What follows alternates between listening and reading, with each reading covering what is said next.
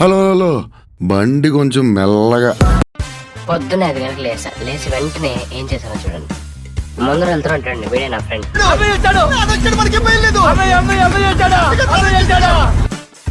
అలా అనుకుంటూనే ఒక పద్ధతి ప్లానింగ్ లేకుండా 1:30 గంట నన్ను బస్ ఎక్కిచ్చాడు.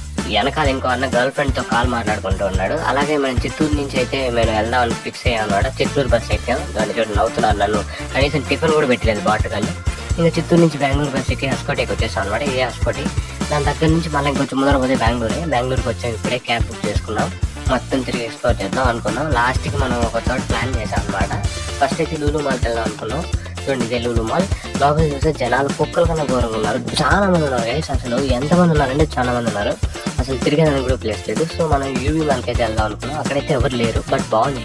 మన ఆర్సీబీ ఓనర్ విజయమాలి హౌస్ చూద్దాం. ఇక్కడైతే టవర్ పైన ఇల్లు పెట్టుకున్నాడు అన్న.